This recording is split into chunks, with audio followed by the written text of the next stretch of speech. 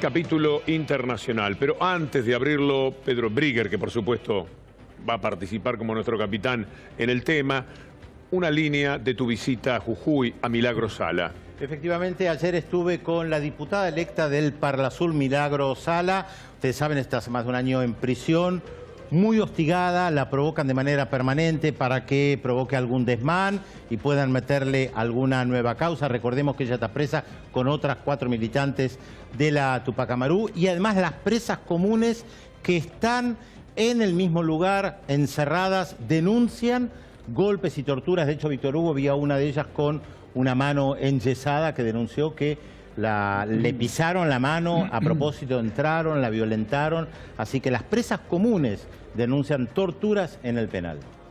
Es atroz esto. La injusticia que pese a comprometer tanto a la Argentina, el gobierno no sabe corregir, porque Gerardo Morales es nada frente a lo que el gobierno nacional puede hacer por este tema.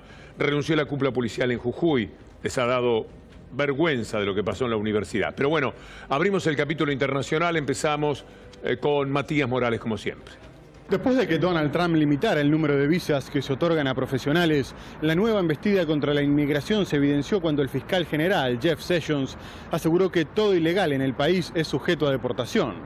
Esta declaración la hizo al trascender la expulsión a México de uno de los jóvenes beneficiados con el programa conocido como DACA, que hasta ahora blindaba de la deportación a los indocumentados que llegaron a Estados Unidos siendo niños. A su vez se comunicó que la demanda que presentó el afectado cayó en manos del juez Gonzalo Curiel, quien fue descalificado por el presidente por su herencia mexicana cuando éste tenía a cargo el caso de la Universidad Trump. Mientras tanto, Mike Pence aprovechó su viaje a Indonesia para intentar mejorar la relación de su país con el Islam. El vicepresidente visitó una mezquita y señaló como un ejemplo la interpretación moderada de esta religión. Pence también se refirió al conflicto con Corea del Norte, declarando que por ahora descartan entablar negociaciones directas con su mandatario, Kim Jong-un, dado que lo único que esperan escuchar desde Pyongyang es que desmantelan su programa nuclear. En otro orden, volvió a aumentar la tensión con respecto a Siria, después de que se comprobara otro ataque con armas químicas perpetrado a principios de este mes. La Organización para la Prohibición de Armas Químicas, que investiga la utilización de este tipo de armamento por parte del régimen de Bashar al-Assad, aseguró que en el ataque del 4 de abril, en el que murieron 80 personas, se utilizó gas sarín, lo que supondría una nueva violación al derecho internacional y un traspaso al límite impuesto por Donald Trump. Lástima no poder entrarle hoy a estos temas tan importantes, eso de Siria, la confirmación del ataque con gas, etcétera. Sería tema para Pedro. Pero Pedro, vamos a hablar de Venezuela, aprovechando además la presencia de Fernando Buenabad. Hay un informe sobre Venezuela. Ahí vamos. ¿Por qué participa? Para apoyar para sacar al nuevo gobierno aquí, para ver si podemos salir de esto. Descríbame qué es vivir en Venezuela. Ay, vivir en Venezuela ahorita es un desastre. No me gusta para nada. ¿Por qué? Todo son colas, todo es caro, todo está feo, todo no sirve para nada ahorita.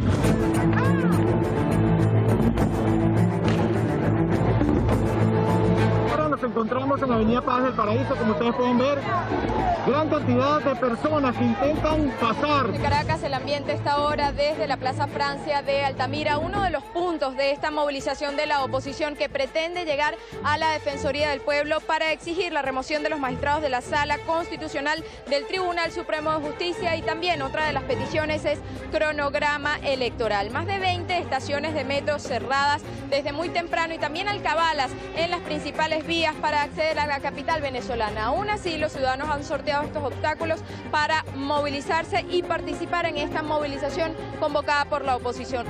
Hasta la autopista Francisco Fajardo están siendo dispersadas por los gases lacrimógenos, como ustedes pueden observar en la cámara de nuestro compañero Ronald Pérez. Estas personas lamentablemente están siendo afectadas por los gases lacrimógenos.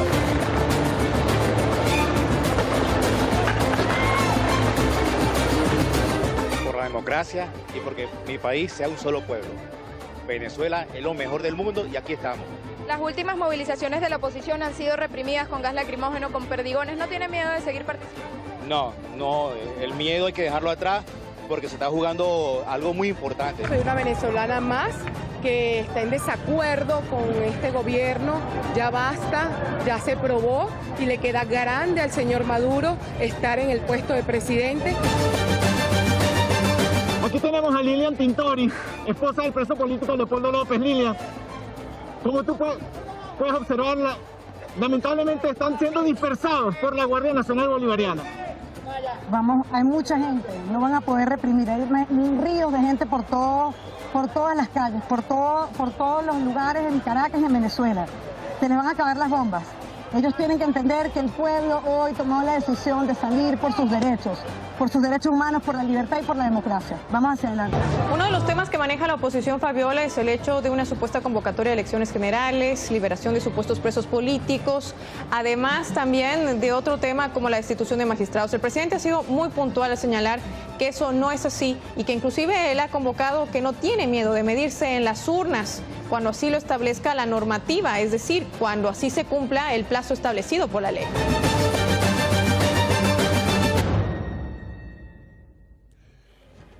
Pedro Brigger, Fernando Buenabad. Bueno, en primer lugar me parece que faltaron imágenes importantes, la de la movilización del chavismo. Vimos básicamente imágenes de la oposición, que hemos dicho acá en más de una oportunidad, tienen una gran capacidad de movilizar a sectores importantes de la población. Pero el chavismo también tiene una gran capacidad de movilizar y por eso también resiste. Ahora, ya que está Fernando Buenabad, aquí lo que a mí me gustaría preguntarte y conversar también contigo es este tema de las elecciones, porque de la oposición reclaman elecciones, pero si hay elecciones y la gana Maduro, ¿las reconocerían? Bueno, esta es la discusión de la hora, de este momento. Yo antes quisiera decir una cosa a propósito de estas imágenes y del desafío que nos impone reflexionar sobre lo que aquí se presenta y lo que esto impacta en la subjetividad y en el imaginario de quien no conoce realmente Venezuela. Y hay que decir dos cosas. No se trata de dos grupos que en igualdad de números y en igualdad de calidad están disputando por el poder en Venezuela. Se trata de un grupo cuya porosidad, cuya incluso excesivo fraccionamiento como es la derecha venezolana, para juntar un partido político han tenido que aliar a 10.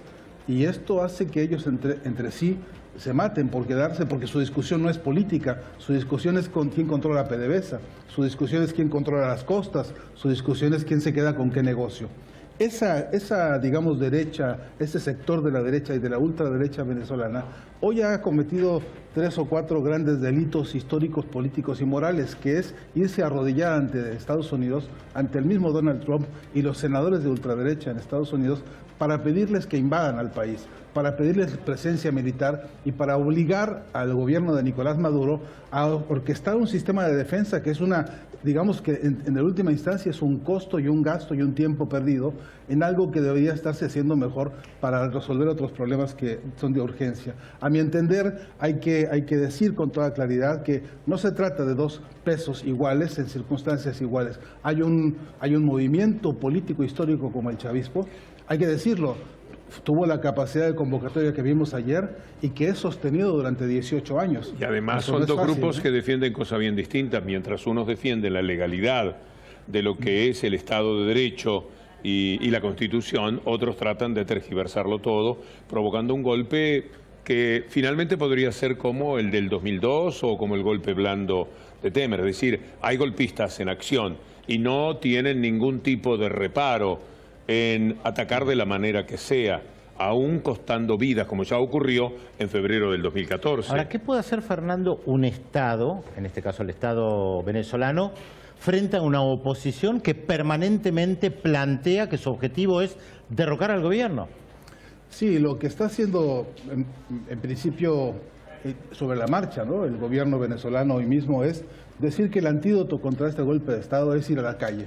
La movilización pública, la expresión de la coherencia histórica de un movimiento que se ha forjado en las calles, por cierto, como con ese músculo que Chávez mismo ejercitaba permanentemente como el vocerío fundamental de la filosofía política del chavismo, que es hacerse presente como un movimiento compacto y masivo en las calles. Lo que llamamos empoderamiento. Empoderamiento, sí, pero además un conjunto de trabajos de inteligencia que son fundamentales, Pedro. Uno de ellos es cómo combatir con inteligencia y con acción política muy concreta el saqueo y el secuestro de los alimentos.